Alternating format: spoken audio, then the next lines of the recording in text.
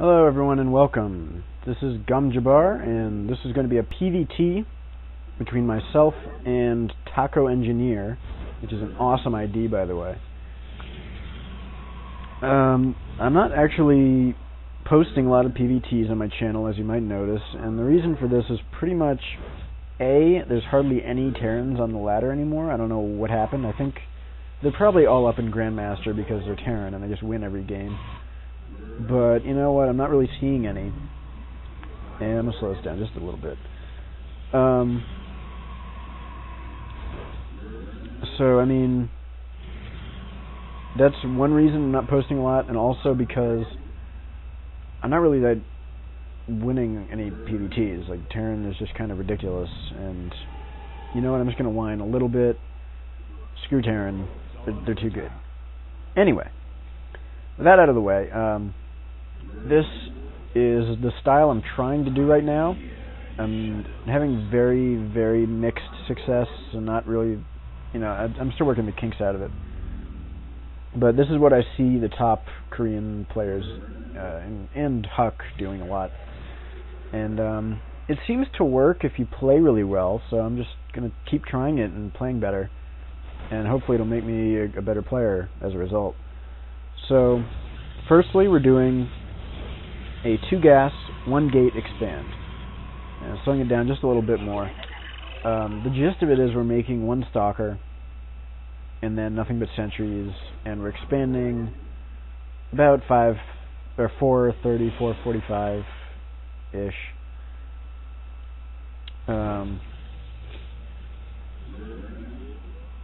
So yeah, that's pretty much what we're doing. And then we're just going to make more gateways and a robo eventually. Pretty straightforward. Yep, there's that robo. If you see like nothing but Marines and a bunker at the ramp, I would definitely get the robo much faster than I do here. But if you see bio, you can just sort of go for the robo a bit later. It's not that big a deal to have the robo. And there's Marauders, so I certainly know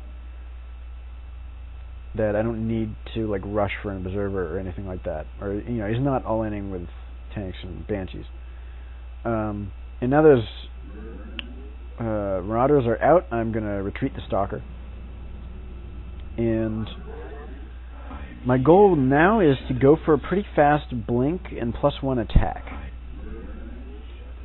Sort of counterintuitive because stalkers are pretty bad against Terran.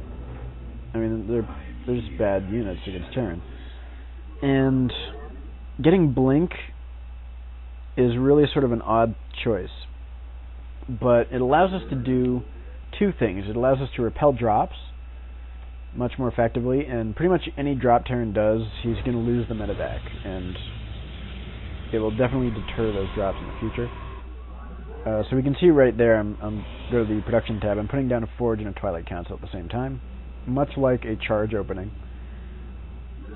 The other thing that Blink Stalkers allow us to do is get early map control, which is something you never get against Terran.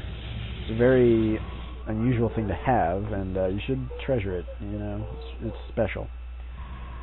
So, that's what we're going to do. Area starting +1 attack and getting blink.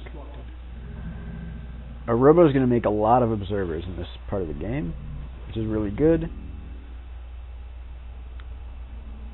Observers are the most important part of this style, I think, to be honest. And just making stalkers right now. So I get in here, I see lots of stuff. See a bunker and some Marauders, so everything's fine. I know his command center wasn't any faster than my Nexus, so it's not a big deal.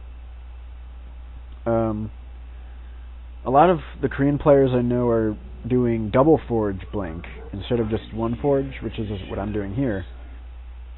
You know, that's probably good too.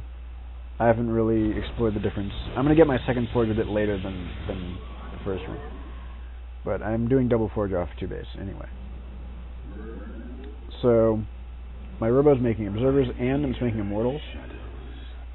When I have a lot of blink stalkers, if Terran has a decent enough amount of Marauders, he can just like attack immediately and just win. So I've got to make some Immortals, and about the time the blink finishes and I have a decent amount of Stalkers, I'm going to start Charge and Templar Archives very fast.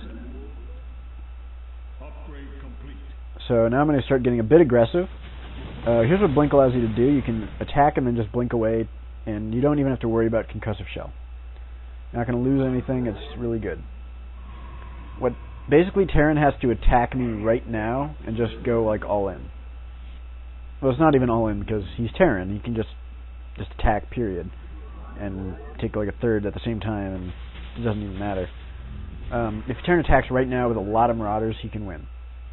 So we have to be very careful of this. We have to kite him all the way back to our base and make lots of Zealots and Immortals. And at this point, we're chronoing +2 weapons and +1 armor. We're getting Charge once I have the money for it. There it is. And we're getting Storm. So the Blink Stalkers give us map control and allow us to tech to High Templar and Charge safely from drops and safely while we're applying pressure, so it's he wants to really stay in his base. A bit surprising he's not trying to save these depots, but he is actually attacking with a bunch of Reapers. This is super unusual, obviously.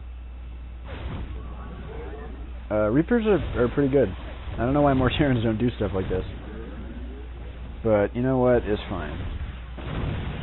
We're just going to lose a lot of probes, and we're just going to be behind, and that's what's going to happen. So, I'm going to kill the Reapers.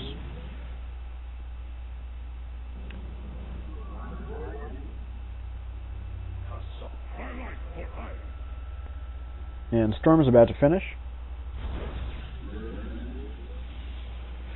So we're going to add on gateways and go take another base right about now. You can actually take a third, probably earlier than this, but I was playing it pretty safe, actually.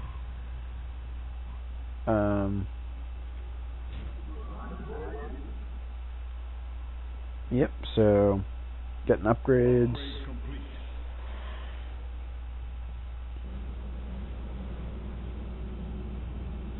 There's my third base going down. Making lots of observers at this point. We'll see in a moment why observers are so important to this style of play, but observers and High Templar go together. You need observers when you're playing with High Templar. So we're going to take a look at this. It's kind of odd, but a lot of players are going back to High Templar because Terrans just know how to deal with Colossus so well. And there's a lot of vulnerabilities with it. But on the other hand, a lot of players are going back to Colossus openings because Ghosts are so ridiculously overpowered against High Templar. So it's kind of like, yeah, Terran can win either way. But,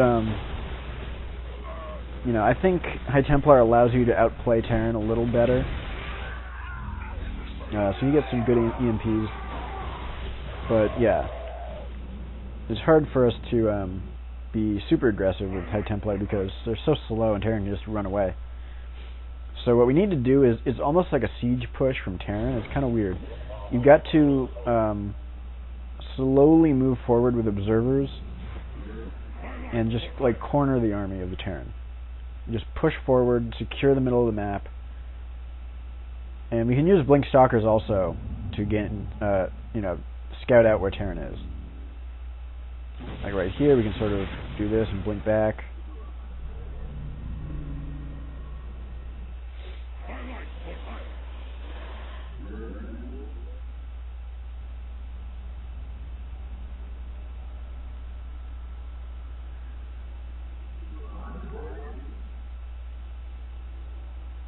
There's some downtime while I'm macroing, but anyway. So yeah, we're going to get the observer forward, and we're going to pay close attention to how we're scouting with the observer to set up for our storms and our feedbacks. Because otherwise, if you just sort of run into the Terran army and fight and then try and storm, it won't really work. He'll get his EMPs off first. So we get good observer placement. We can move the army forward a bit. And now we're going to split off our High Templars, so that if he decides to just engage us, it's going to be a bit tougher to get those EMPs down. Now we're going to do a nice storm right in the middle of the army. This won't do permanent damage because he can heal, but this will run down all of his medevac energy. It's also pretty good to just do feedbacks like that. I don't remember if I do that in this game, but I certainly have done it. So I see his third going down there, which is fine. Again, I'm moving my army up. I'm sort of keeping tabs on where his army is. I know it retreated up the ramp. And I can just go kill his third because I've sort of cut in between his bases and there's not much he can do right now. And we're going to look at what happens if he chooses to run up and engage my army here. It's actually kind of silly. Again, we're using those observers here. Very important. We see his army coming. We're going to preemptively storm before he can even think about EMPing. His army is going to run into the storms. And let's take a moment here to talk about how Storm kind of synergizes with Charge Zealots. Lately, we've seen Zealot Archon as a viable early to mid-game style against Terran. Terrans, however, figured out you can just make a lot of Marines and Ghosts and just shut this down totally, because Marines are really good against Charge Zealots. Especially with a couple of Marauders just to slow down the Zealots. Zealots are really good against Marauders and straight-up fights, but not against Marines. So, what do the High Templars do? If you get like 1 or 2 storms off on that army, the Marines are all going to die.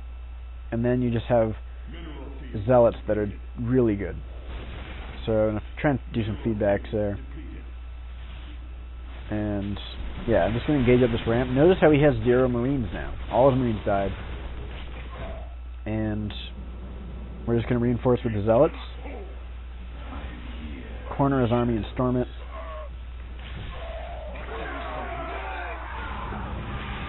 And at this point, once we have Terran's army and pretty much a much smaller capacity, you know, we've thinned out his numbers with our attack and our Psi Storm, we can pretty much reinforce with Zealots and Archons. And against small numbers of Marauders and Marines even, that's pretty good.